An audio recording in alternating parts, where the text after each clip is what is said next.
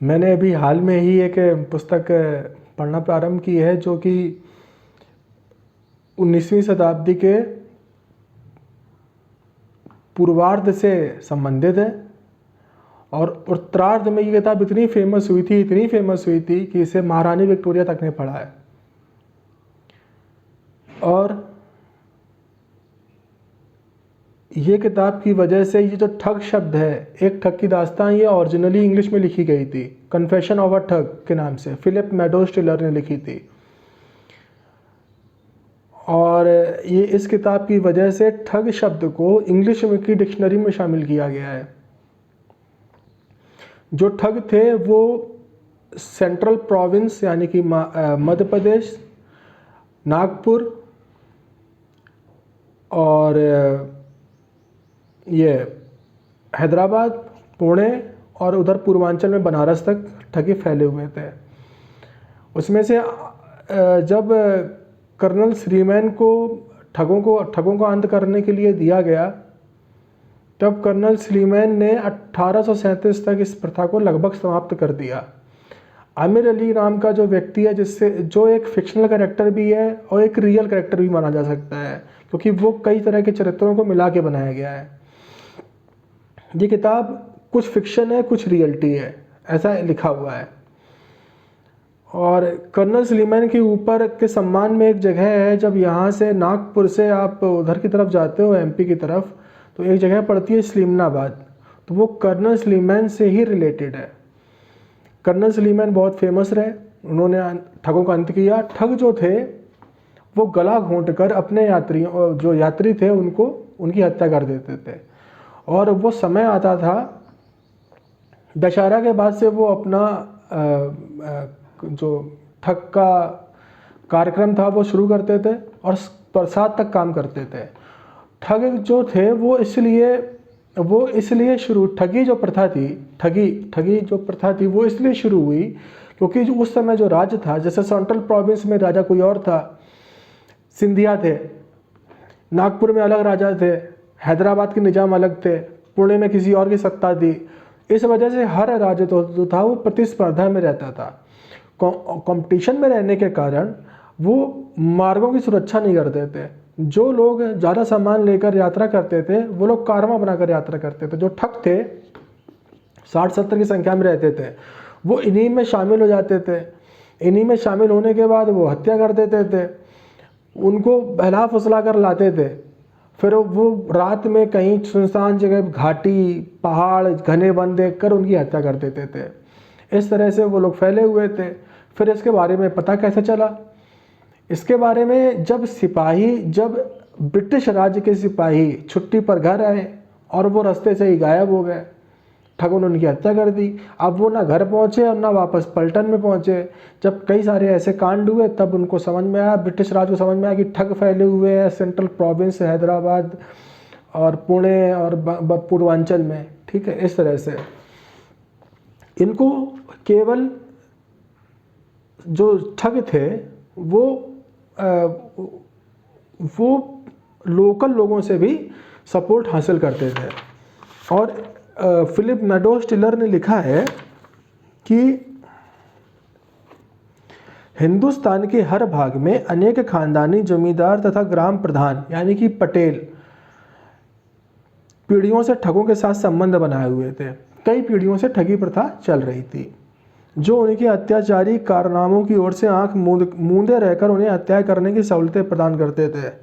ये लोग इतने खतरनाक थे कि जो यात्री धनाढ्य होते थे, पैसे वाले होते थे, उनके साथ में जो उनके नौकर, चाकर, गाड़ी वाले, घोड़े हाँकने वाले रहते थे, सबकी हत्या करके उनको निर्वस्त्र करके गाड़ देते थे। क्योंकि वस्त्र अगर पहना के गाड़ेंगे तो लाश मिलने पर उनकी आइडेंटिफिकेशन हो सकता है, तो कपड़े भी उतार देते थे, उनको वहीं गाड़ देते थे ज़मीन में एक साथ। और ऐसा उनका मानना था। उसके पीछे एक कहानी थी, बहुत बड़ी कहानी थी। ऐसा उनका मानना था कि धरती माँ इनको समाप्त कर देगी। पहले इनका मानना था कि भवानी आकर, एक लंबी सी कहानी, कि माता भवानी आकर उन लाशों को स्वयं ठिकाने लगा देंगी। लेकिन फिर उन्होंने किसी तरह से भवानी माता गुस्सा हो गई और उन्होंने माता भवानी ने कहा कि तुम अब धरती में ही गाड़ोगे इसको, मैं इसको ठिकाने नहीं लगाऊंगी। ऐसा एक किताब में लिखा हुआ है, ऐसा उनका मानना था। उनकी जो स्टोरी चली आ रही थी दंत कथाएं, उसमें ऐसा लिखा हुआ है। तो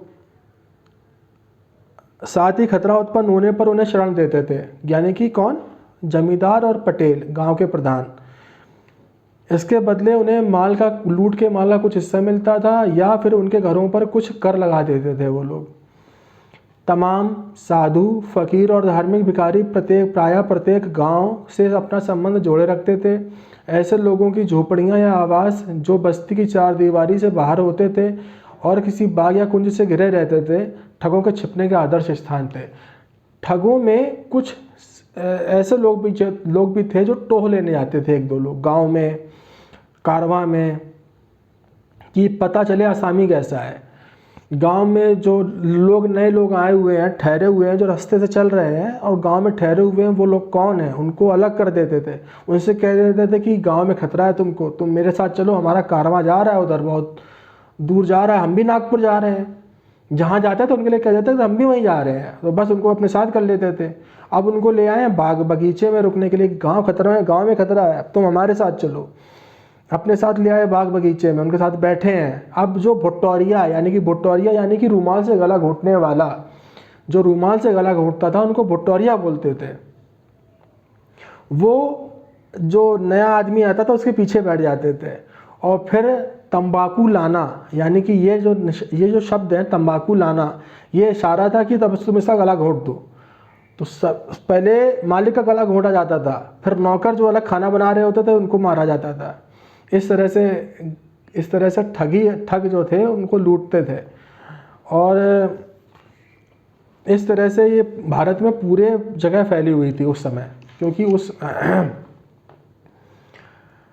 कर्नल स्लीमैन का अनुमान है, ठगी का इतिहास का मैं बता रहा हूँ, इस किताब में जो लिखा हुआ है। कर्नल स्लीमैन का अनुमान है कि ठगी मुसलमानों के कबीले वाली जातियों से उत्पन्न हुई है, जो मुगल और तातरों द्वारा भारत पर आक्रमण किए जाने के बाद बहुत दिन तक लूटमार करते रहे। यानी कि तातर वो लोग हैं जो रशिया के उज्बेकिस्तान वाले, कजाकिस्तान उज्बेकिस्तान साइड में जो इलाका लगा हुआ है ना, वो इलाका सेंट्रल एशिया के आसपास का जो इलाका है ना, रशिया में पड़ता है, वो इलाके से तातर और मुगल भी हो गए। मुगलों से पहले मंगोल वगैरह ये जो थे ना, ये जो जातियाँ हमला करती रहती थी। मंगोलों ने कब हमला किया था? वो जो गुलाम वंश चल रहा था ना, उस समय मंगोलों का हमला बहुत हुआ था। तो उस समय वो लोगों, और फिर मुगल यानी कि आए थे 1500, जब इधर बाबर ने पहली लड़ाई लड़ी थी, तब मुगल आए थे 1526 में पानीपत के प्रथम युद्ध से, है ना। इब्राहिम लोदी से जब प्रथम युद्ध हुआ था, तो वो 1526 के पहले आक्रमण किए जाने के बहुत दिन बाद तक लूटमार करते रहे। उसी समय ये लोग आए हुए थे। हिंदू अपनी आराध्य देवी भवानी में इसकी दैवी उत्पत्ति होने का दावा करते हैं। वैसा मानना था कि जो हिंदुओं की देवी एक सृजनकालीन शक्ति होती है कि विनाशकालीन शक्ति होती है। तो सृजन करने वाला जीतता रहे, एक विनाश करने वाला जीतता है। तो ऐसा इनका ठगों का मानना था कि विनाश करने वाली शक्ति जो भवानी माता है, उनको हमें आशीर्वाद प्राप्त है। उनके कहने पर हम लोगों को हत्या करके वापस से सृजन कार्य में बाधा देके और विनाश की ओर धकेलते हैं, उनको वापस भेज देते हैं। ऐसा उनका मानना है, इस किताब में लिखा हुआ है। तो वास्तव में तथ्य है कि हिंदू और मुसलमान दोनों ही, मुसलमान भी इन पे ही विश्वास करता था, भवानी देवी पर। वे हिंदुओं का त्यौहार ही मनाते थे, यानी कि मानते थे, कौन सा मनाते थे? दशहरा को बहुत पवित्र त्यौहार माना गया है इसमें, हिंदू और मुसलमान दोनों के लिए। इससे सिद्ध होता है कि ठगी व्यवसाय का मूल हिंदुओं में ही था। और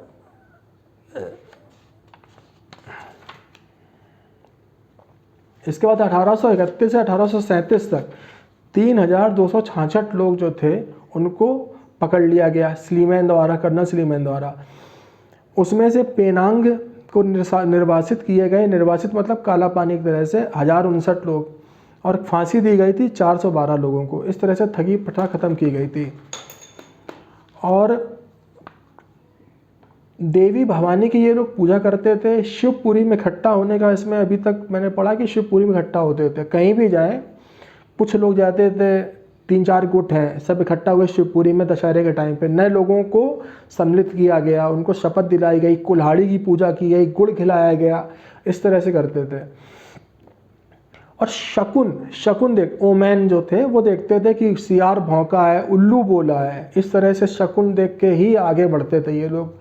ओमैन पे बहुत विश्वास करते थे। तरह तरह के मार्ग में रास्ते, जैसे जैसे उनको दिखता था कि यहाँ किस तरह से आगे बढ़ना है, प्रोसीड करना है, तो क्या था कि ये लोग शिवपुरी में इकट्ठा होते थे। वहाँ से ये लोग एक शाखा नागपुर, एक हैदराबाद, एक पुणे, एक पूर्वांचल, ऐसे घूम घाम के आते थे और फिर शिवपुरी में इकट्ठा होते थे बरसात के पहले।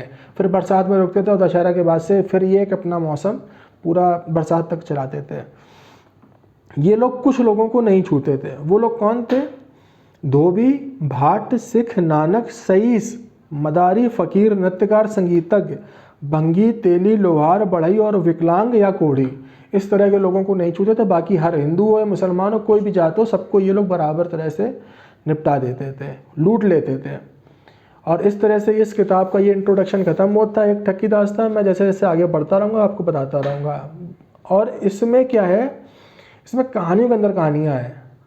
बहुत ही अच्छी किताब लिखी गई है। और वीडियो देखने के लिए धन्यवाद।